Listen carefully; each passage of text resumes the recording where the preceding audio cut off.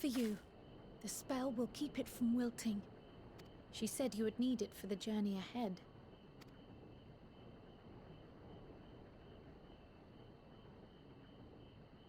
Will you speak with her now? I cannot hope to match Minfilia's clarity, of course, but...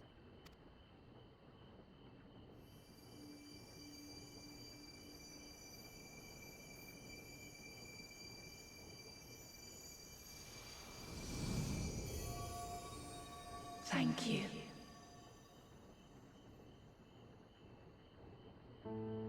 Do not worry. She has lent me her body for only a moment. Just as I could not save the first from the flood of light, it has become arduous for me to interact with the physical world without assistance.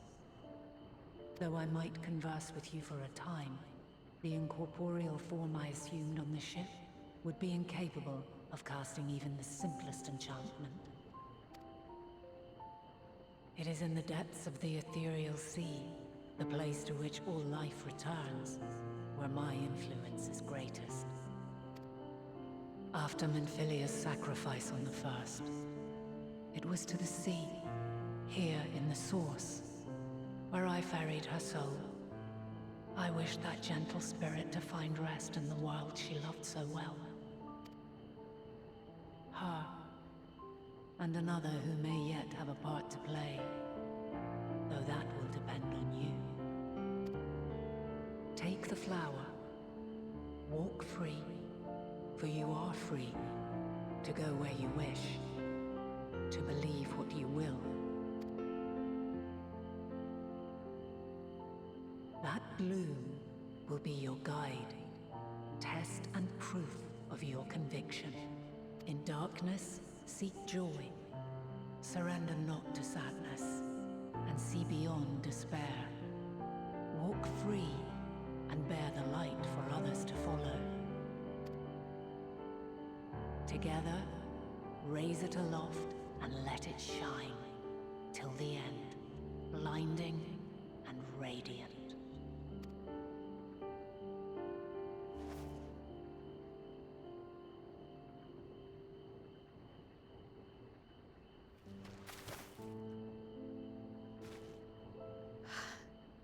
Was all too brief. Already she seems so far away.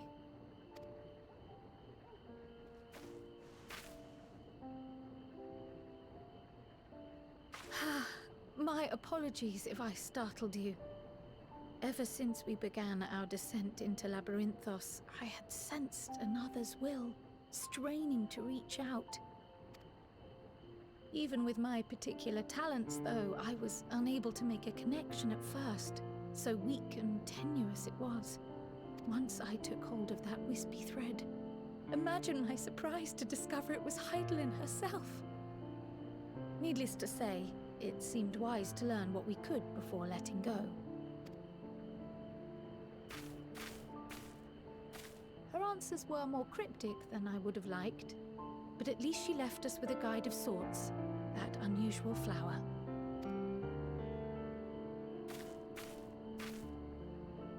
Yes, we are definitely making progress.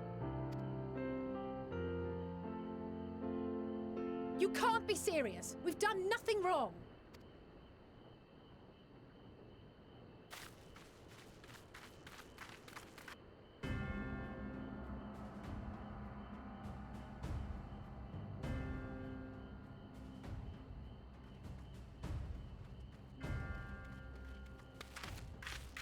Master Fortuno? What business has the Forum with us? Obstruction and suppression, apparently. Mistress Baldessian, our records show you facilitated the Scions' entrance into Sharlayan by claiming them as assistants for your organization. We are aware of your investigations. After alerting the major institutions to the presence of potential troublemakers, we received word from an Archean custodian.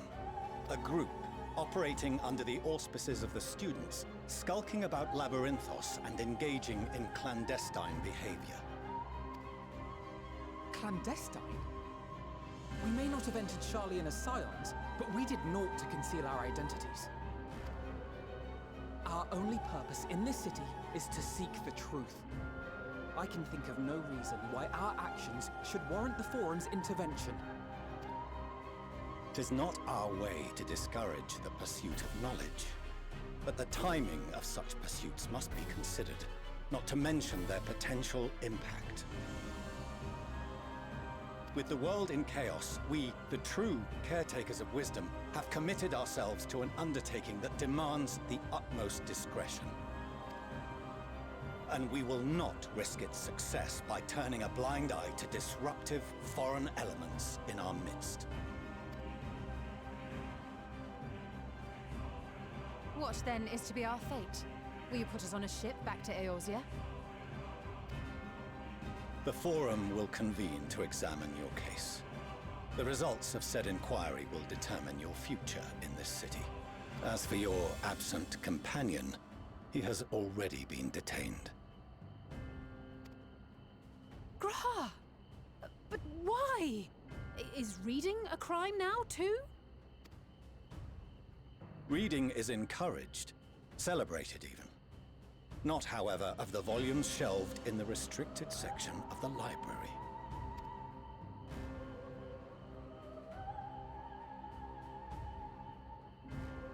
Refusing to comply will only make matters worse. Let us instead treat this as an opportunity to open a dialogue with the Forum.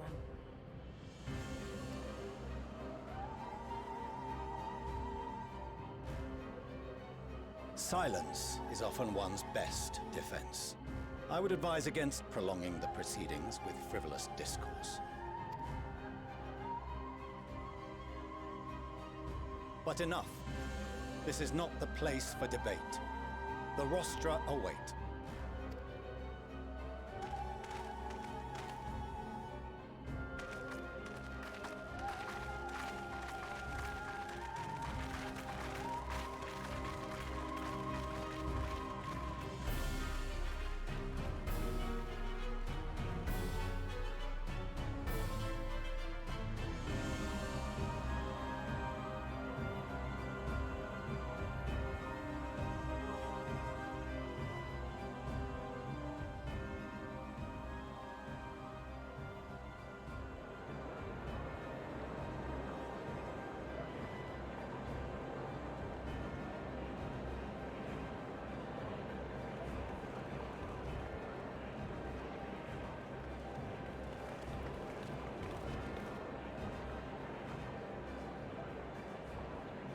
Forgive me. I was careless. We would have been detained regardless. This way, at least, we managed to stay together. I trust your time within the Forbidden Archives was well spent.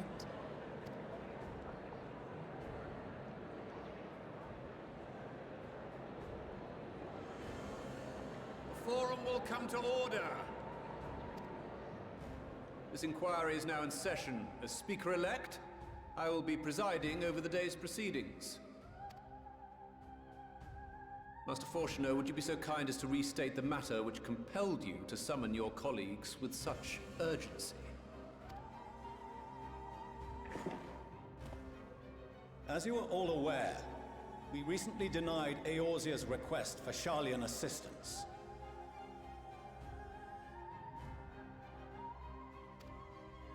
Since then, certain individuals dissatisfied with our decision have taken it upon themselves to interfere with our work.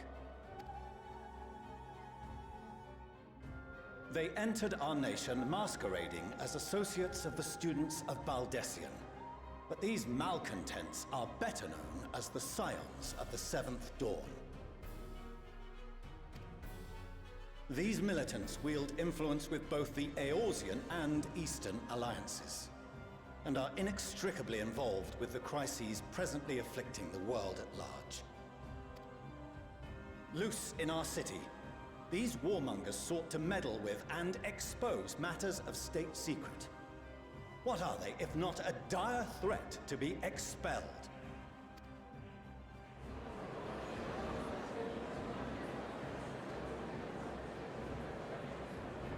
You have tarnished the good name of the students. Galuf would be ashamed.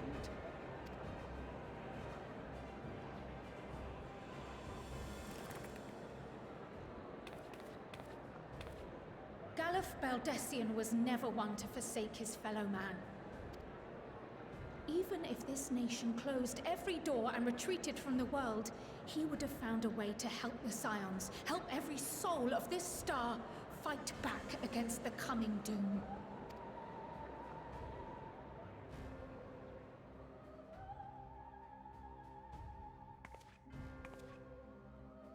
A terrible enemy stands poised to lay waste to all we hold dear.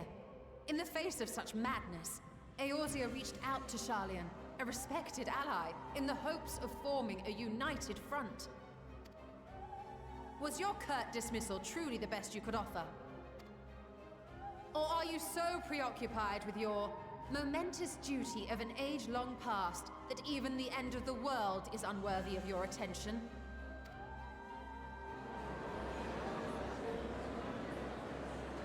Whence came this revelation? From the mouth of a forum member within fortuitous earshot. Then it seems your findings support my own.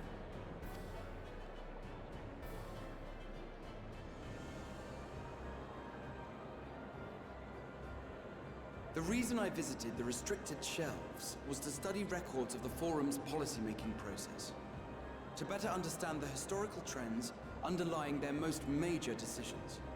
At first glance, the positions of neutrality in war and the accumulation of knowledge above all else appear constant and consistent, the unchanging pillars of Sharlayan society. And once upon a time, I might have left it at that. These days, however, I am more attuned to the subtleties of governance, and so I noticed something odd.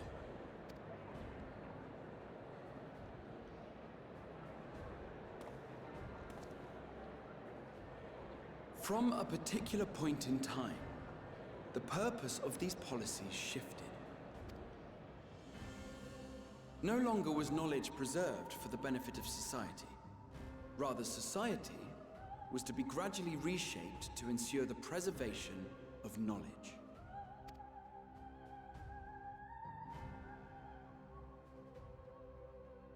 The most conspicuous and telling change was the one which befell Labyrinthos.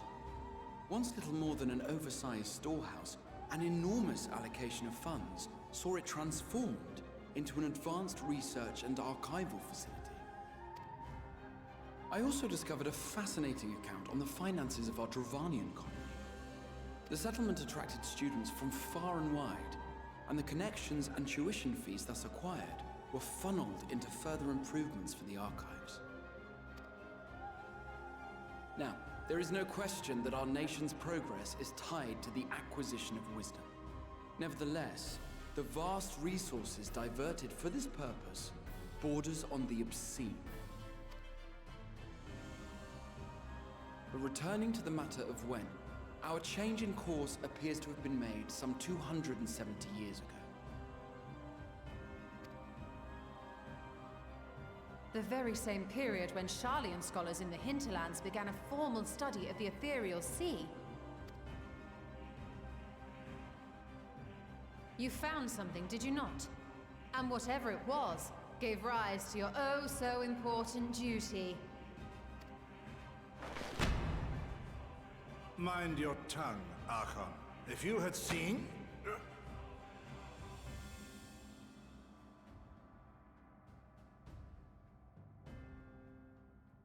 Yes. We are bound by a duty we cannot ignore. Knowing this, what would you have us do? Abandon our vital work and join you on the field of battle? We will never choose the way of the sword. We will fulfill our mission, not through strife and bloodshed, but survival. Come what may, we shall live on. We must. Do as you must, then. But we Scions will fight, until the heavens fall, until our last breath.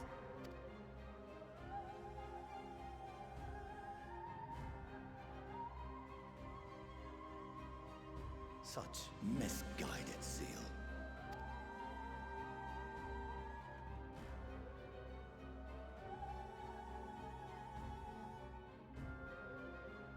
Father, Master Fortuner, I fail to understand the stance you have elected to take. But by the same token, I have yet to find a compelling argument to counter the challenge you put to us in Gridania. Still, in the midst of my uncertainty, I must trust in myself to do what is right, as others have chosen to trust in me.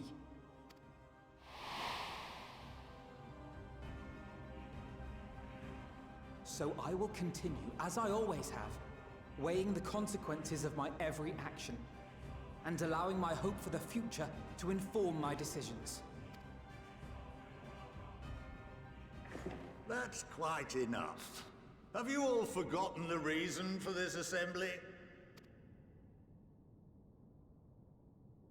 Skolok Monteshane. He's the head of the studium and an old friend of my grandfather's. Honestly, every discussion devolves into some interminable debate. Terrible habit. Let's return to the topic at hand, By their own admission, these scions have resolved to fight alongside the Eorzean nations against the doom which swift approaches.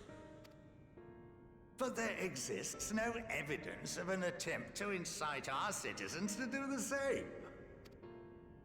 Furthermore, while our decision may well have been the correct one, we cannot simply bull our way through these disagreements without inviting doubts or objections.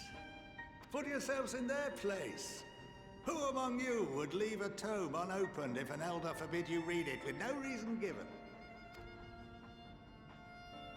Now, if we're to quell further discontent, then we must conclude this matter with a fair and even hand.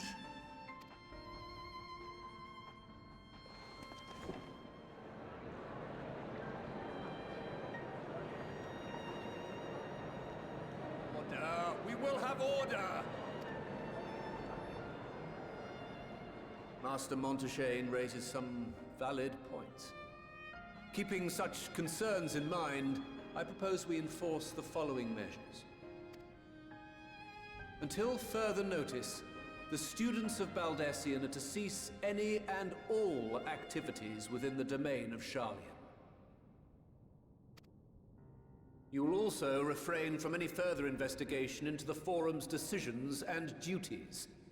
Failure to comply with these restrictions will result in the immediate expulsion of your Scion associates. Let us put this judgment to a vote.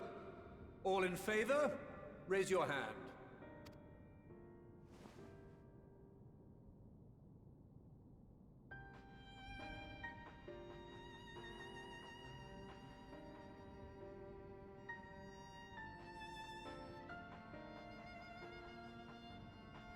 I count 51 for and 48 against.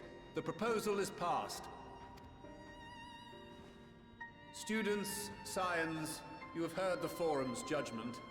Pray abide by it, or face the consequences.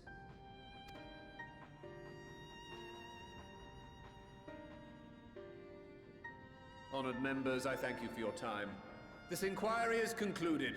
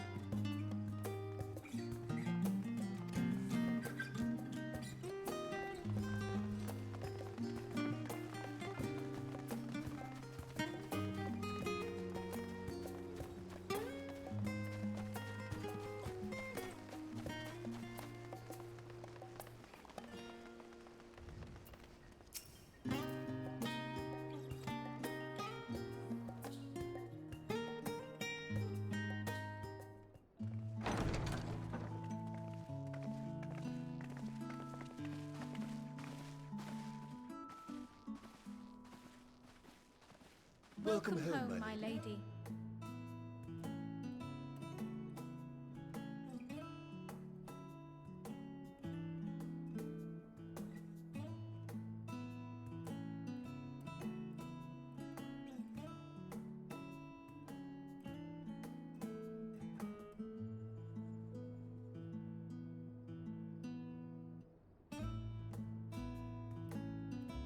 What? What are you gawping at?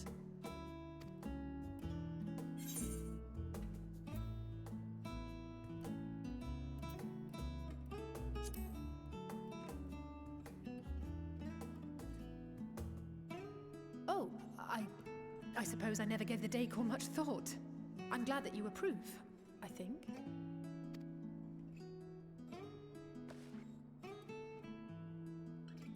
Lord Fortuneau is not to hear of this visit. And I should also like the children to have their gifts, ere my husband makes his return. As you wish, my lady.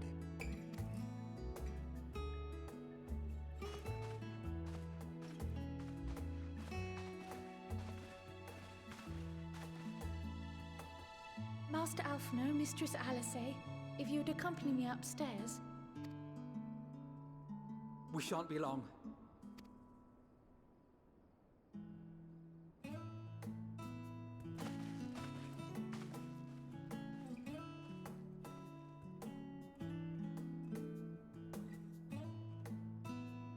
The twins have been sending letters home from time to time, recounting their latest adventures. I am sure they withhold certain details, of course, if only to keep me from worrying. Yet a mother worries all the same. In the early days especially, I tried to support them as best I could, sending the Scion's coin and other such donations. Fortunately, they have found the strength to overcome adversity time and time again. Their words grow more confident with every letter, their depictions more vivid. The triumphs and defeats, the joys and sorrows. 'Tis clear that they have come to find value in every experience. But of those they treasure most, it would seem that meeting you might be the most impactful. Why, since that fateful day, I do believe there has not been a single missive in which you were not mentioned by name.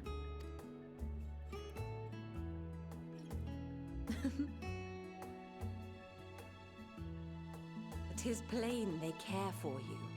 And I am glad they have such a steadfast companion watching over them. Under normal circumstances, I would offer you tea, but alas, these are anything but.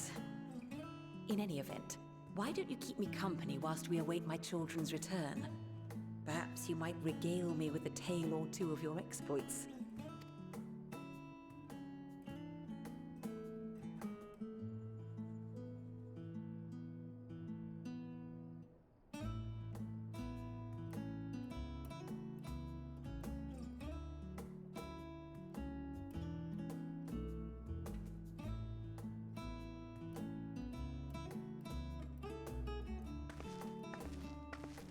When you mentioned gifts, I wasn't sure what to expect. Mother, Oh, look how well it fits you. And the style is to your liking?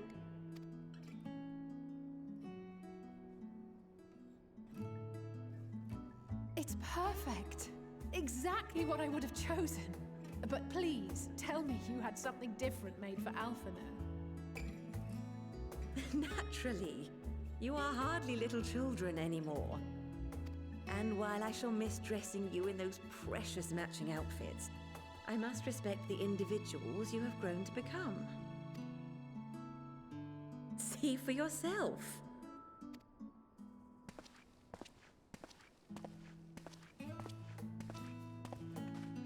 Thank you for the splendid clothes, Mother.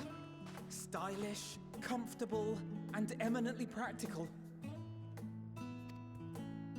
I am so glad you like them. They are, however, missing one final touch.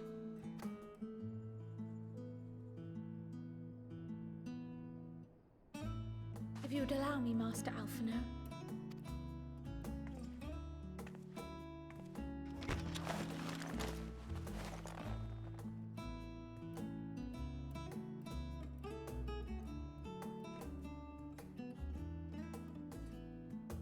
Wait. Are these...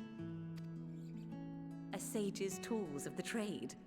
They belonged to your father.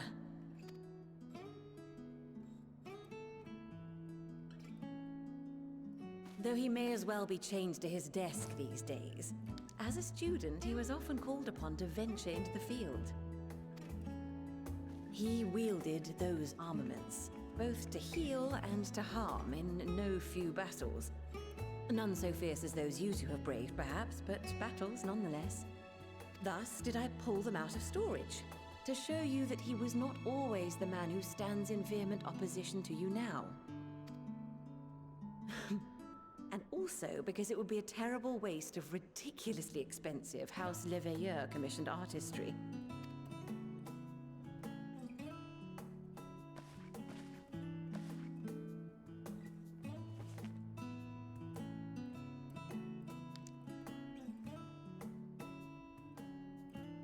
I am told these devices are quite difficult to master, but someone of your extensive experience should soon have them darting about with grace and aplomb. May the wisdom in that crystal serve you well. And please, try to find common ground with your father, that you might come and go without need for this awful subterfuge.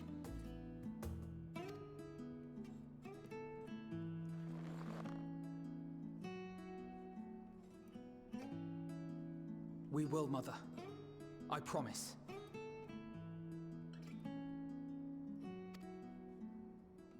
My final gifts to you, before you run off, are an observation and a suggestion.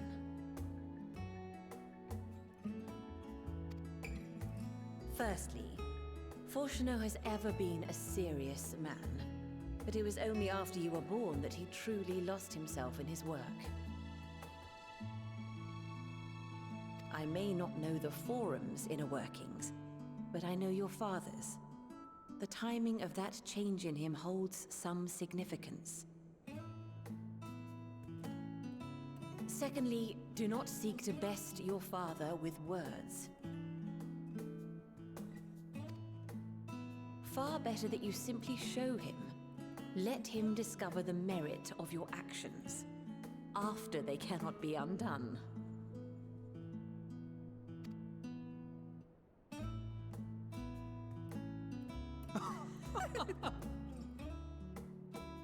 Oh, Mother.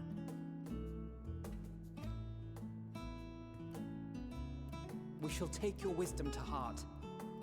Thank you again for these gifts, and farewell for now. Safe travels, my children. Eat well, stay warm, and keep your friends close.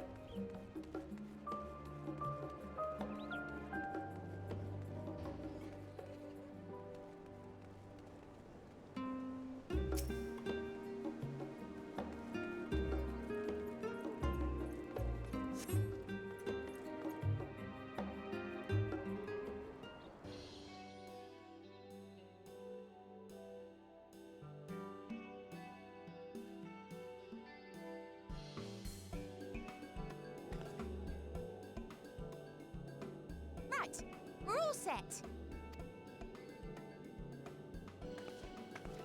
Just the four of you, was it? 3. I'm already attuned to the crystal in Thavnir. You are? Oh. I would have preferred more test subjects. Oh, well, never mind. If our 3 travelers could line up here, please?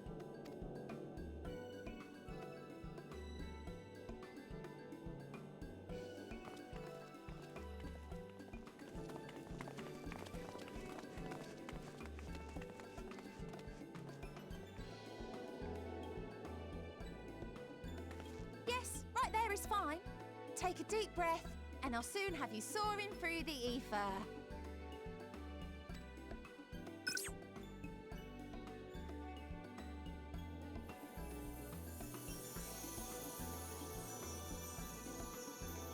Oh, and one last thing. You might experience a teensy-weensy touch of violent ethereal sickness. Good luck! What?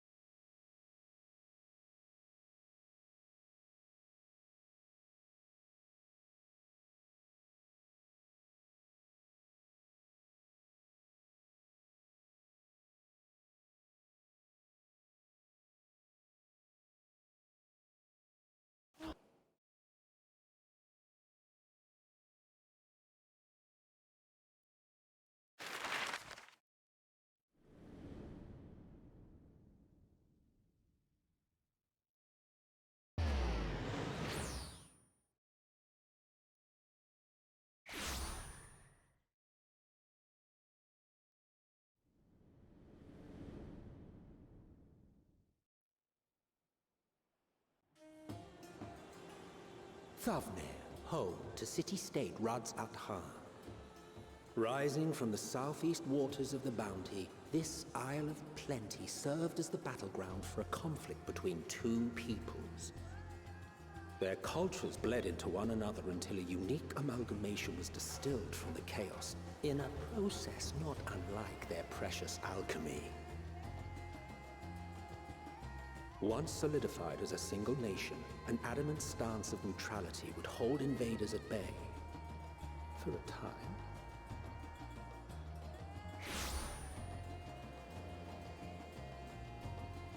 Now across this vibrant isle creeps a fog of malice. What choice do you have?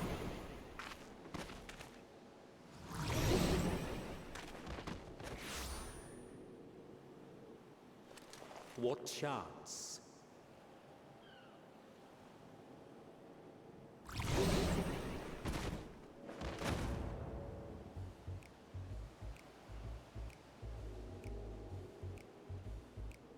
Against such an insidious foe.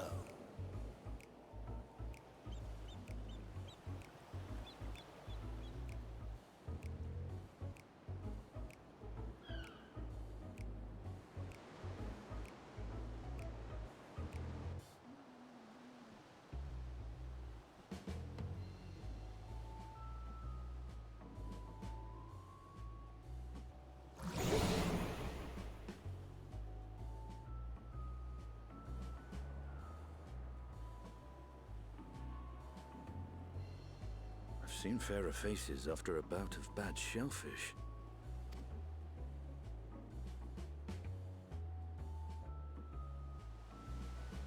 Let me bring you something to drink. That should help settle your bellies.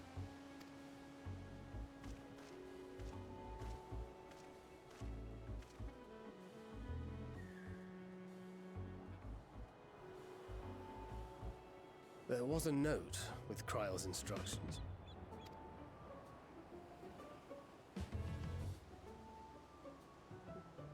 Don't let a Stinian roam the markets alone. He's alarmingly bad with coin.